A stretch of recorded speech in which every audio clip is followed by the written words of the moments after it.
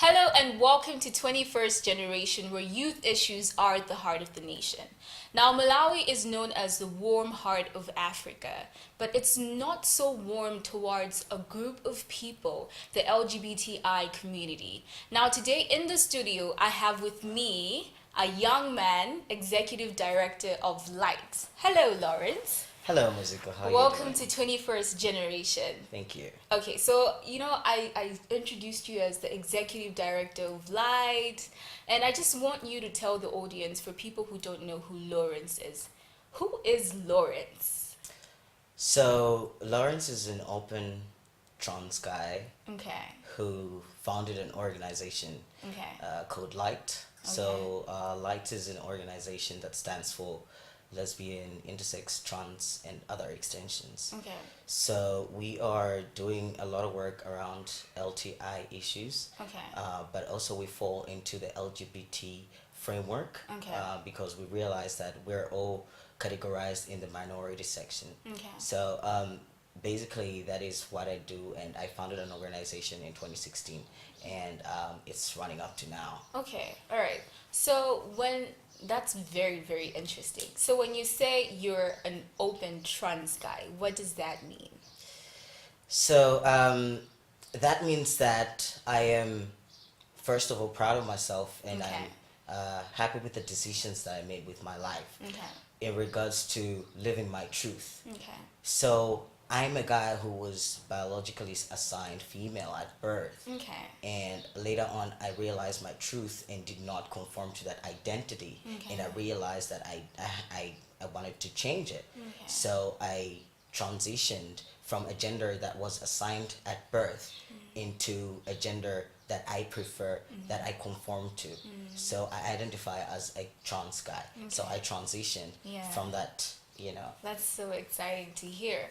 So, just hearing you talk about how you founded an organization in 2016 Right, that looks into issues, you say LIT, which is lesbian, intersex, and transgender. right, So, obviously, if we had to contextualizing to Malawi, right, our country, the legal and social, even political environment does not exactly harness this community, the right. LGBTI community.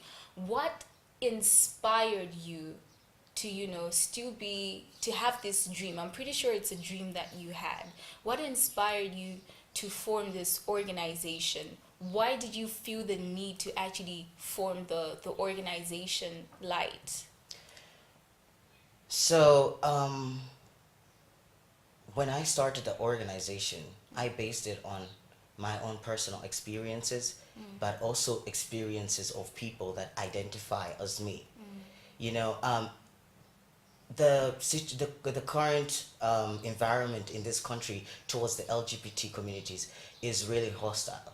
It's not friendly. It's not inclusive of the LGBT community, and because of that, a lot of people suffer. A lot of people get beaten up.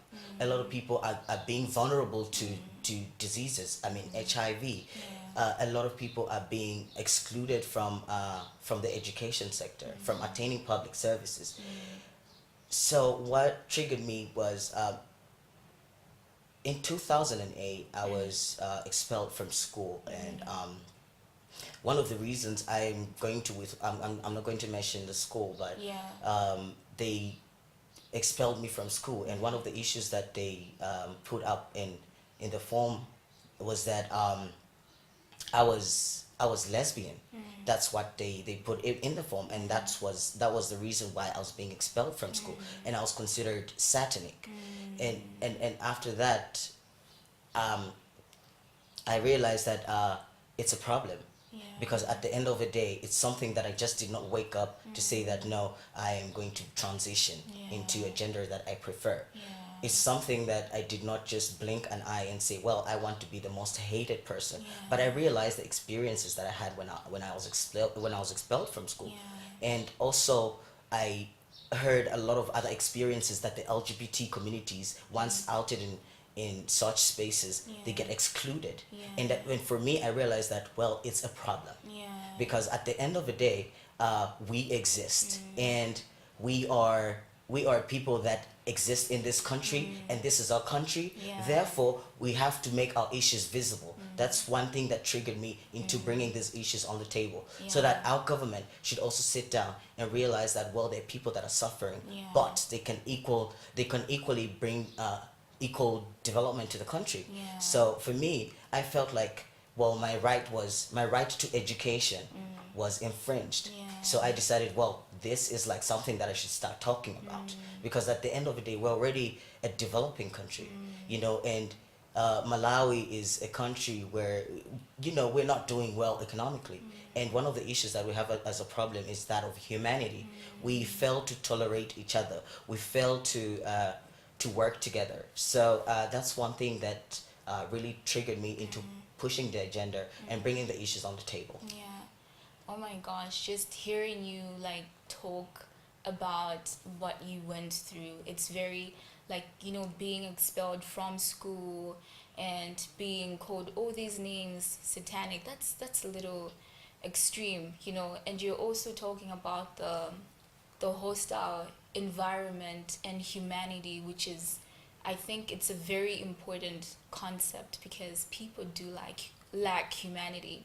I just want you to just, if in just a couple of minutes, not a couple, just maybe just a minute or two, if you could really, because I feel like people fail to understand that they're human beings. We Right. are human beings, right? Right. You have, you've got rights, I have rights as well, but Right. just because you're part of a community doesn't mean you're LGBT. I mean, your rights have to be infringed. Right. What does the average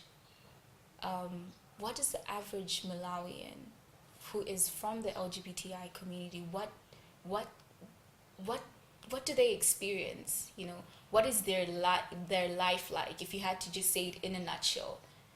And I would want you to be so comfortable to, whether it's a place of vulnerability, if it's a place of anger, because I feel like people fail to see, to see that these are human beings and they do all sorts of things. What is life like for an average Malawian who's part of this LGBTI community? It's a struggle. It's really a struggle, and a lot of people treat the LGBT communities with hate. A lot of people cannot embrace the LGBT community. And it just so happens that the majority use their power to oppress the LGBT community. A lot of people are getting beaten up. A lot of people are getting denied services in hospitals. A lot of people are getting denied education. A lot of people are getting denied the right to express themselves, freely, because of how people react towards them. But one thing that people forget is, it's not something learned. It's not something that you watch on TV. It's not something that you wake up in the morning and say that, well, I want to be the most hated person in this country. It's just that some of us are just that way. And there's completely nothing that we can do about it. Yeah. I have had moments where I have been convinced by religious people to say that, no, we're going to pray for you. And when we pray for you, this whole spirit of your transness is actually going to get out of you, and I got to a point where I was really confused also, because even I would go in church and look at a girl in the choir, Yeah. and still be attracted to her. Yeah. And it's something that nobody has control of. It's the same way as heterosexuality. You are attracted to another person, and it's just the same thing. Just because I love differently doesn't necessarily mean that I have to suffer. Yeah. Because your opinions are your opinions. Your orientation is your orientation. Yeah. But at the end of the day, Malawi is our country. Yeah. And there is no other place where we can go to but other than stay in this country. And well, because now we get all of that hate from people, we even fail to contribute to our country. You know, people sit down and they think that, well, no, because this person is trans, therefore this person is not, this person cannot work. You know, I have an economics as a background. You know, I'm a Mandela Washington Fellow. I want to bring my skills on the table. Wow. The trans I am. Yeah. You know, I do not want to be somebody that you want me to be. I want to be free. I want to express myself freely, because in that way I am going to be able to contribute to the development of this country. Yeah. Because at the end of the day, it can't be done by one person. Yeah. You know? Yeah. Wow. Just hearing you passionately speak about all these issues, it's really clear that we need to do something about it as a country. And you know, I just keep remembering the word you said earlier, humanity. You know, it is Right. very, very important. And we should not marginalize people because of who they are. You're saying here that, you know, it's who you are. You Right. didn't choose to be. You didn't, it's not like you watched I didn't something. learn it, yeah. It's just who you've always been. Yeah. It's not an evil spirit. No, it's Is not. it? No, it's not an evil spirit, religious leaders. It's not. And are you a religious person? Yes, Okay. I am. And I go for worship. Okay. And I believe in love. Yeah. You know, and that's one thing that I hope for this country. Yeah. You know, Malawi is well known to be a very peaceful country. Yeah. And we're known to be very loving people, you know. And it becomes problematic when we fight each other just because you are attracted differently, you know. And one of the things that also plays a great role in infringing the rights of the LGBT is religion. You know, so I decided to be a religious person, and I am a person who I feel comfort in that space. Just that I've been having problems with organized religion that preach against LGBT people, because that preaching itself is something that gives the other person the capacity to hate, you know. And a lot of people are taking religion as a basis of argument. That's one thing that has also been trending in this country, where we've seen religious leaders going in the streets carrying big placards, you know, talking about how homophobic people are a huge problem, you know, and they preach against LGBT people, you know, and they have that capacity to have a wider audience, you know. And when people hear that in their ears coming from religious people, they go and act upon themselves as if they have now taken the throne of God, you know. But that is really different, you know. But because I sit down and I look at religious leaders talking about how they can pray for people, how they can change people, like, how are you going to change my attraction? You know. So if you're a religious leader, stay in your lane.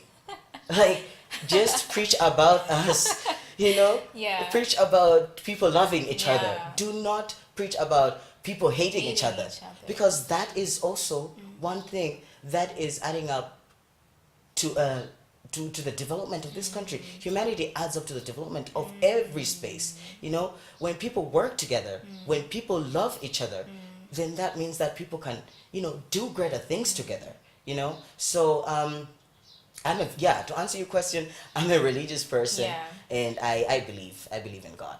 Okay. Yeah. So I think we have so much more to talk about, Right. but then let's just finish off after this break.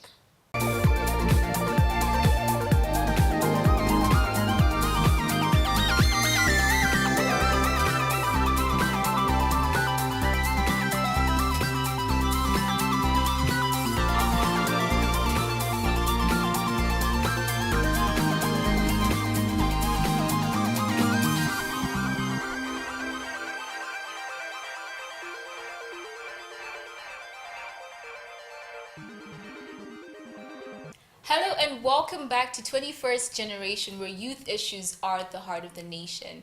Today with us in the studio, we have a lovely young man who is talking about the inclusiveness of the LGBTI community here in Malawi and contextualizing the issues that they face here in Malawi. So, Lawrence, we had such an amazing conversation. Yeah. Just hearing you passionately speak about all of this, it's actually just inspiring to just watch you just be courageous and take all these issues head on. So now you've mentioned so many issues that I want to call them, I just want to say people, hey, but then we just have to be specific. So people from the LGBTI community, the challenges that they face. Right. Now, what are you satisfied with the role that government is playing, our leaders are playing to redress these issues? Be honest. I really feel like our government is really good at making commitments and our government is really good at not walking the talk. You know, I will recall in 2015, our Okay. government accepted two recommendations Okay. from the UPRs, the Universal Periodic Review. Okay. And our government signed up to ensure that LGBT people have got access to health and to ensure that LGBT people have got access to security. But was that triggered down to the juniors? Was that triggered down to the grassroots? It was just something that I feel like our government just went on to accept because other governments are there and accepting the fact that they've got LGBT people among their population. Our government accepted those two recommendations, but you realize that security for the LGBT people in this country is still problematic. Access to health in this country is still problematic because if you go in those spaces expressing differently, having your IDs that have a different gender, instead of those people helping me and helping you, and by those people I mean the service providers, in this case I'm talking about the police and the healthcare workers, they don't look at you as a patient or somebody that is seeking help from them. They look at you as a criminal. You go in the hospital, the headache that you've gone for, that you've gone there for, it changes from why are you dressed like this? So I walk in a space Yeah. and I want to get medication for a headache, and the nurse is automatically going to react because they check on your passport and look at you, how you're expressing. It's different, you know. So instead of helping you, they start mocking you. And yet government signed up that recommendation, where if I go, because if government was signing up for that recommendation, then it means that I, the trans I am, or anybody, or the lesbian that the person is, or the gay that the person is, when they walk in that space, they should be able to access those services without discrimination or stigma. But did those things trigger down to the people that do the work? No. You know, we go in spaces, in hospital spaces, we don't even say this is a stigma-free zone. You know, like having all of those posters around so that people should know that, well, if I walk in as the trans I am, I'm still supposed to get the treatment despite whatsoever, which is equally affecting the community, because now even the communities fail to even access basic health care, you know, basic security. But yet it's in our books that the LGBT people should have access to those services. And if government signed up for those recommendations, then definitely it knew that it's got LGBT people among its population. But is that what is happening? No. You know, there have been a number of cases where people have been beaten up, you know, and you take the case to the police. So once the police look at this person expressing differently, they automatically say that, well, you deserved it even more. You know, like, you, how, like, I'm beaten, I've got all of these cuts, I have these reports, these medical reports, and I'm coming here to report a case that I have been assaulted, and the thing that the police are going to say to me is, I deserved it, and yet my tax is paying their salary. That's a problem. That's a problem.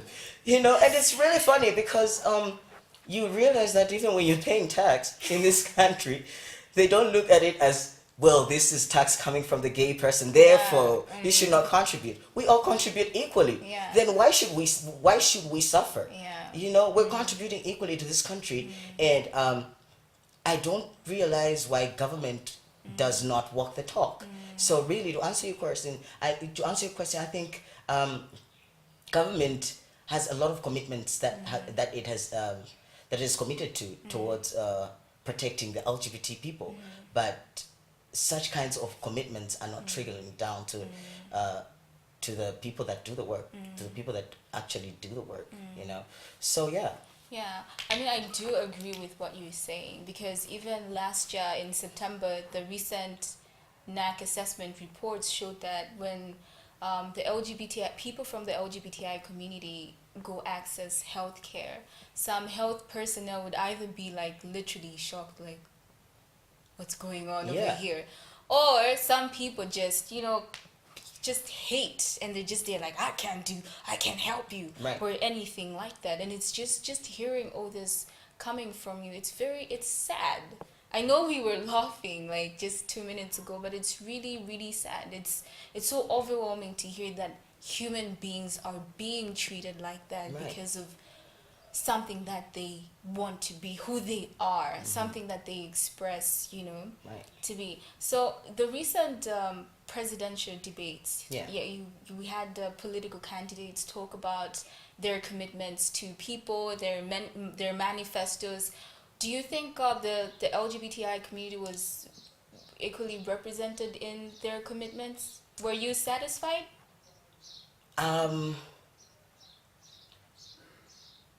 No, Okay. I was only satisfied with one party. Okay. And because I'm not political, I'm not going to mention that Okay. party. But uh, two parties stated that they're not going to tolerate the LGBT community.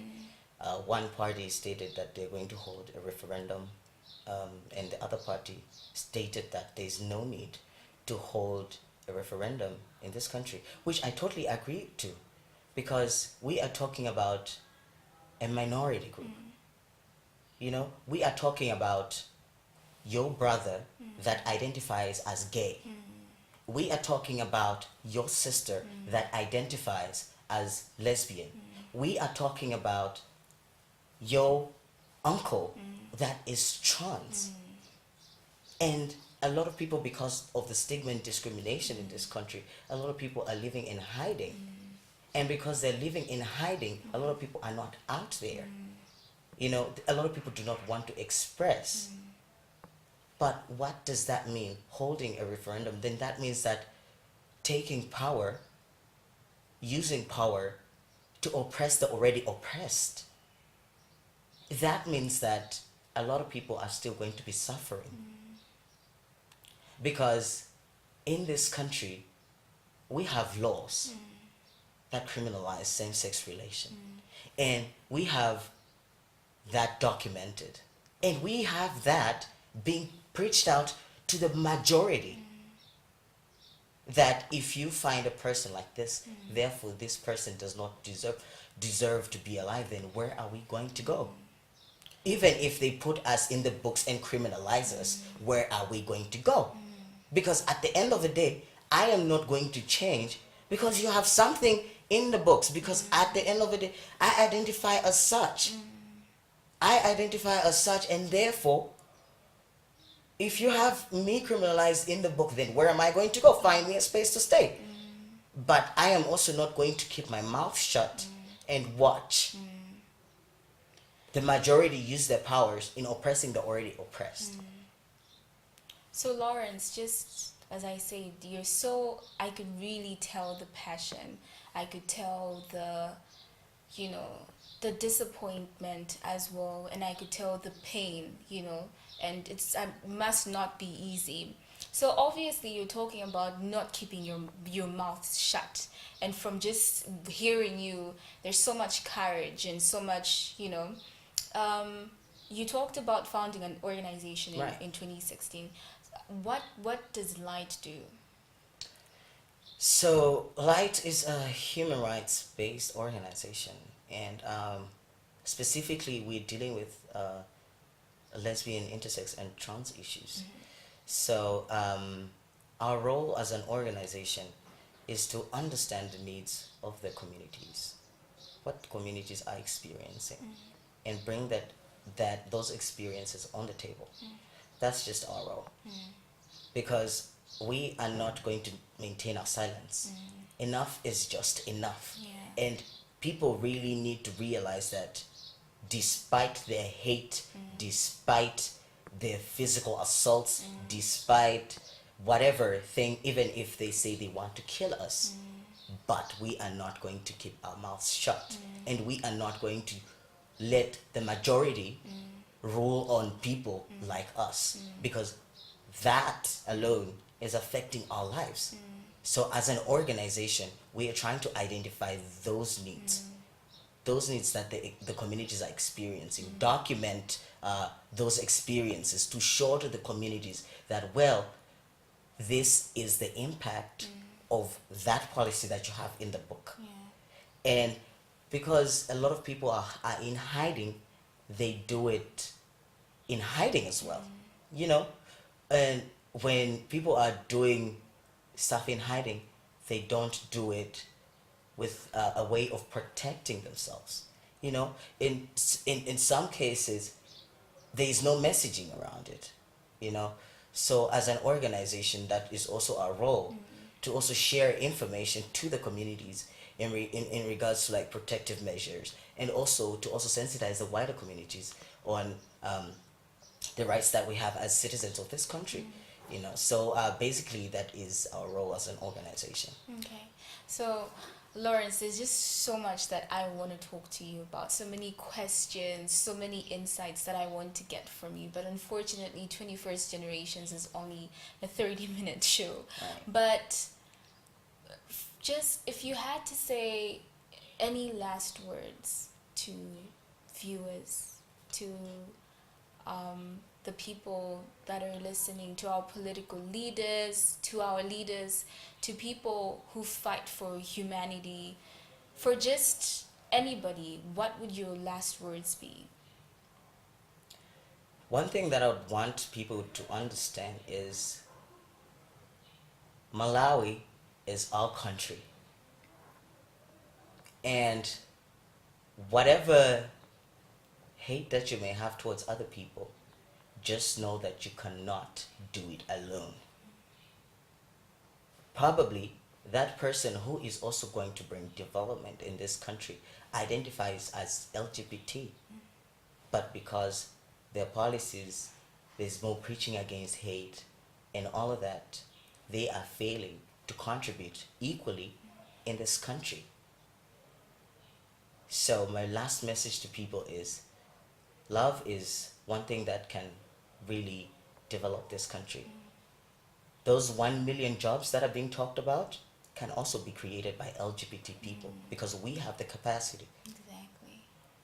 You know, we have the capacity. We are human beings. We do not choose.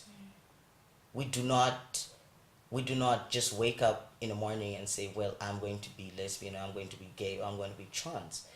We are human beings.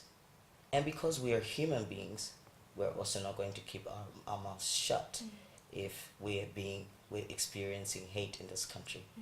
And to our political leaders, it's high time they start thinking about creating a Malawi that is just inclusive.